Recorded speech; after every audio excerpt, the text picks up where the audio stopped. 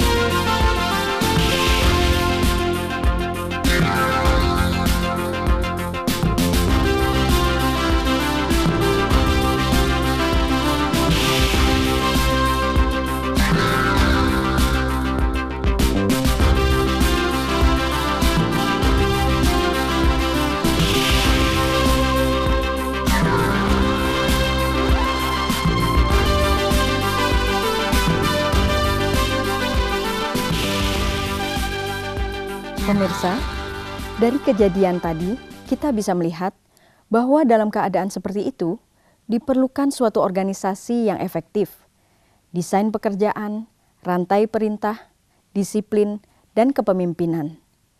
Jadi, proses organisasi dapat berlangsung secara teratur dan terkendali, sehingga tidak akan terjadi hal-hal seperti pada kejadian tadi.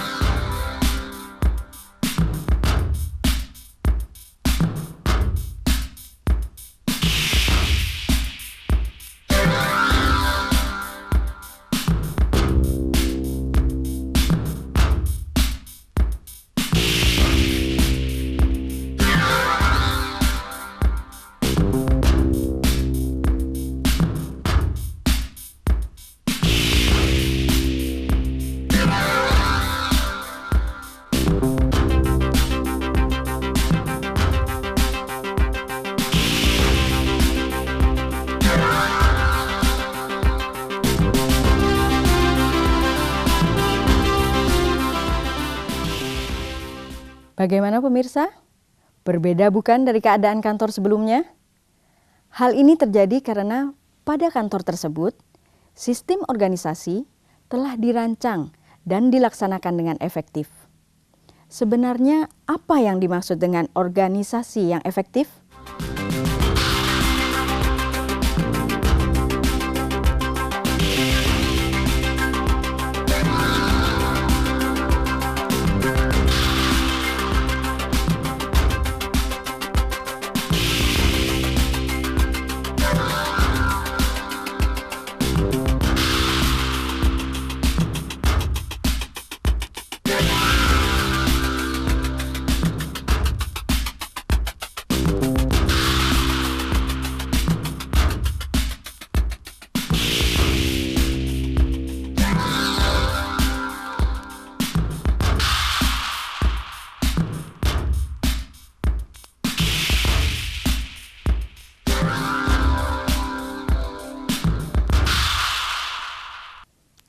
Pemirsa, sebelum kita membahas organisasi yang efektif, lebih baik kita mengetahui dulu apa yang dimaksud dengan organisasi. Organisasi adalah satu kesatuan yang terdiri dari sekumpulan orang dengan berbagai pola interaksi yang ditetapkan untuk mencapai tujuan. Dalam pembahasan organisasi, ada 3 konsep dasar teori organisasi. Pertama, teori organisasi klasik. 2, teori organisasi neoklasik. 3, teori organisasi modern. Teori organisasi klasik berkembang dalam 3 aliran sejak tahun 1900 sampai tahun 1950. Teori tersebut adalah 1. Teori birokrasi dikembangkan oleh Max Weber. 2. Teori administrasi dikembangkan oleh Henry Fayol. 3. Teori manajemen ilmiah dikembangkan oleh F. W. Taylor. Saudara mahasiswa, menurut Max Weber, organisasi itu legal karena kewenangan yang berasal dari seperangkat aturan, prosedur dan peranan yang dirumuskan secara jelas. Menurut para pengikutnya, bentuk organisasi ini yang paling efektif. Max Weber berpendapat bahwa masyarakat perlu membentuk organisasi baru yang disusun dengan mengacu pada teori birokrasi. Organisasi teori birokrasi yang meliputi pembagian kerja, hierarki wewenang, program rasional, sistem dan prosedur, sistem aturan, hubungan antar pribadi yang bersifat impersonal. Pada teori administrasi yang dikembangkan oleh Henry Fayol, menyatakan bahwa semua kegiatan industrial dapat dibedakan ke dalam 6 kegiatan, yaitu kegiatan teknikal yang meliputi produksi, manufacturing, adaptasi, komersial, pembelian, penjualan, pertukaran, finansial, pencairan suatu penggunaan optimum dari modal, keamanan, perlindungan terhadap kekayaan dan personalia organisasi, akuntansi, penentuan persediaan penyusunan neraca, dan lain-lain, manajerial, perencanaan, pengorganisasian, pemberian perintah dan pengawasan.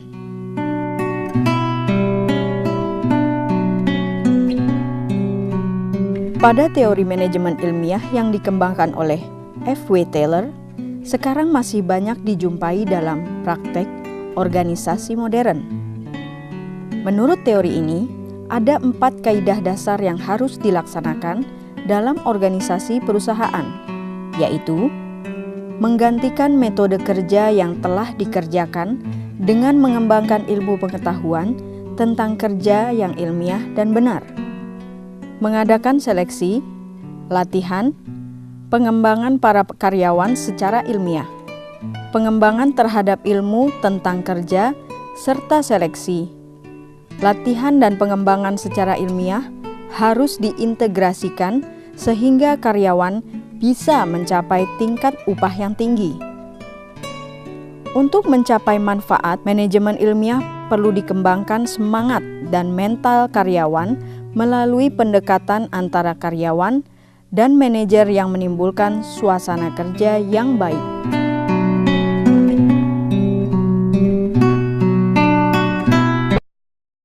Dari ketiga teori yang ada, teori organisasi klasik hampir sepenuhnya menguraikan anatomi organisasi formal.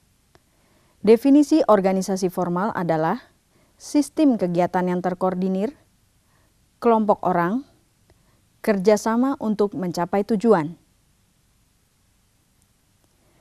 Tiang dasar organisasi formal adalah pembagian kerja, proses skalar dan fungsional adalah perkembangan rantai perintah yang menghasilkan pertambahan tingkat-tingkat struktur organisasi.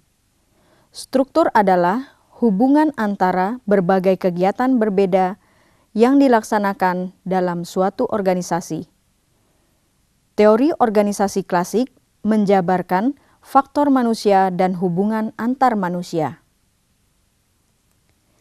Pemirsa, setelah Anda mengetahui teori organisasi klasik, sekarang akan dibahas pokok bahasan yang kedua, yaitu teori neoklasik. Teori neoklasik muncul untuk menyempurnakan teori klasik. Pendekatan teori neoklasik mencakup uraian sistematis dari organisasi formal. Perkembangan teori neoklasik dimulai dari inspirasi percobaan yang dilakukan di Hawthorne dan tulisan Hugo Munsterberg.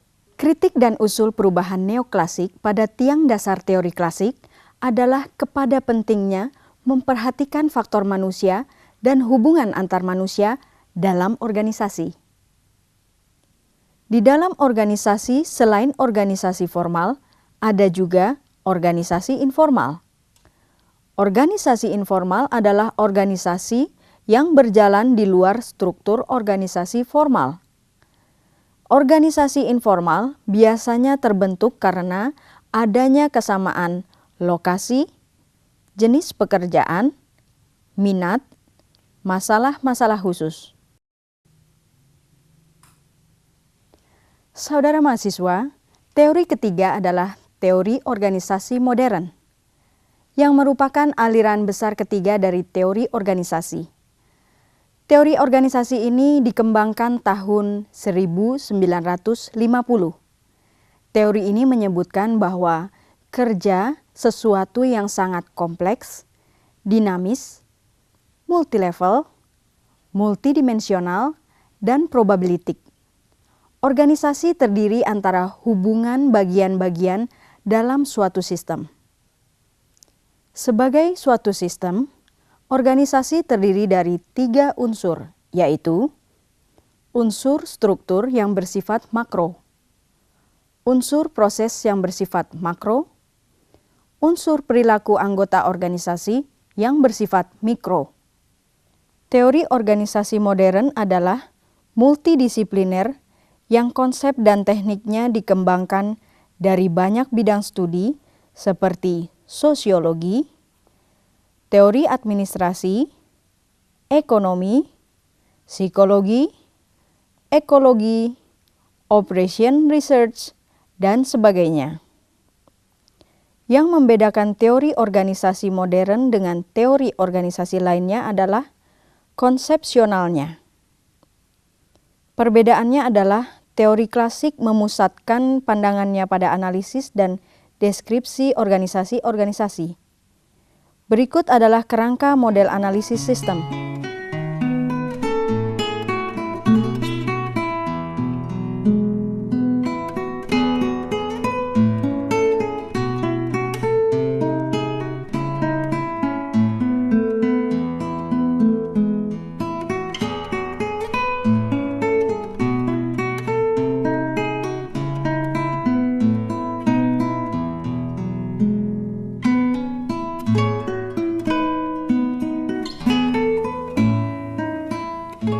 Pendekatan dalam manajemen adalah perkembangan teori organisasi yang telah kita bahas memberikan dasar munculnya pendekatan-pendekatan manajemen yang berbeda-beda.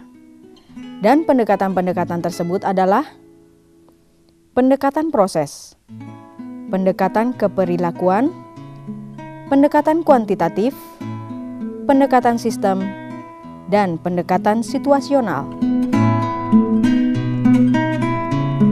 Dari ketiga teori organisasi ini saling mempengaruhi dan melengkapi sehingga muncullah organisasi yang lebih baik. Sehingga di dalam menjalankan organisasi lebih efisien dalam beroperasinya. Seperti kita ketahui bahwa semua perusahaan mempunyai tujuan. Namun tujuan itu tidak akan tercapai tanpa adanya manusia, mesin, bahan-bahan, dan sebagainya. Selain manusia, mesin, dan bahan-bahan, yang perlu diadakan juga adalah fungsi. Fungsi ini merupakan yang dapat membedakan dari pekerjaan yang lain. Misalnya, dalam perusahaan ada fungsi penjualan, fungsi produksi, fungsi keuangan. Fungsi-fungsi ini secara tidak langsung menyumbang pada pencapaian tujuan dari perusahaan. Bila perusahaan semakin berkembang, maka terjadi proses diferensial fungsional, yaitu pemisahan fungsi tertentu kepada orang lain. Dan fungsi ini berkembang mengikuti prinsip skalar. Berbagai fungsi yang melekat pada struktur organisasi adalah wewenang, adalah hak memerintah kepada orang lain untuk melakukan sesuatu. Kekuasaan adalah kemampuan untuk melakukan hak. Tanggung jawab adalah kewajiban untuk melakukan sesuatu. Akuntabilitas, setiap karyawan mempunyai tanggung jawab walaupun tidak memiliki perasaan tanggung jawab komunikasi dalam organisasi. Hubungan lini dan staf rentang kendali atau pengawasan atau pengendalian terhadap jumlah orang yang relatif struktur flat dan tall adalah menggambarkan pola menyeluruh, rentang kendali, tingkatan manajemen. Sentralisasi dan desentralisasi rantai wewenang skalar. Staf adalah individu atau suatu kelompok dalam organisasi yang fungsi utamanya adalah memberikan nasihat dan jasa pada orang-orang garis. Ada dua jenis staf, yaitu staf pribadi dan staf khusus. Staf pribadi yaitu melaksanakan segala fungsi manajemen. Staf khusus yaitu melakukan kerja dengan memiliki keterampilan yang tidak dimiliki garis. Jika organisasi semakin berkembang, maka dapat diciptakan staf paralel. Tetapi jika fungsi staf dibebankan pada fungsi garis dan wewenang memerintah bukan menasihati, maka akan terjadi hubungan fungsional integritas. Orang garis agak berkurang sehingga beberapa personalia bertanggung jawab pada beberapa atasan. Pemirsa, kesimpulan dari materi 2 adalah fungsi di dalam organisasi, yaitu fungsi garis dan staf, fungsi fungsional. Ketiganya merupakan komponen yang didefinisikan sebagai bagian dari organisasi yang secara langsung bertanggung jawab akan tercapai suatu tujuan. Hubungan dalam organisasi yaitu tanggung jawab, wewenang, pelaporan. Tanggung jawab adalah kewajiban untuk melakukan sesuatu, yaitu melaksanakan tugas dan fungsi organisasi. Pemberian tanggung jawab tidak perlu pada tugas yang mengarah atau menyimpang pada pencapaian tujuan organisasi. Tanggung jawab bertalian erat dengan rentang manajemen. Wewenang adalah hak kelembagaan menggunakan kekuasaan. Menurut Max Weber, ada 3 jenis wewenang, yaitu rasional hukumiah, tradisional, karismatik. Menurut William H. Newman, jenis wewenang adalah wewenang hukum, wewenang teknis, wewenang terakhir yang berkuasa, wewenang operasional hierarki. Di dalam wewenang ada hierarki. Hierarki ini menunjukkan posisi yang bertanggung jawab terhadap kegiatan tertentu serta pelaporan kepada siapa.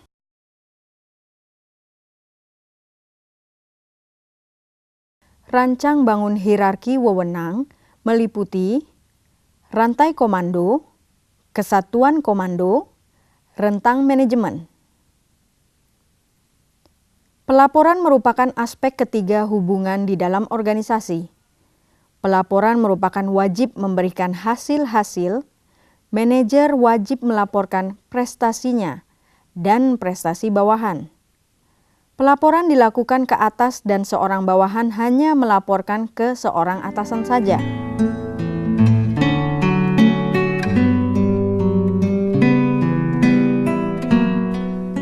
Tanggung jawab, wewenang, dan pelaporan merupakan syarat mutlak bagi keberhasilan pimpinan mempengaruhi bawahan, sehingga akan dicapai tingkat kepemimpinan yang dikehendaki. Nah pemirsa, demikian pembahasan kita mengenai organisasi perusahaan. Semoga program ini dapat menambah wawasan Anda. Terima kasih dan sampai jumpa.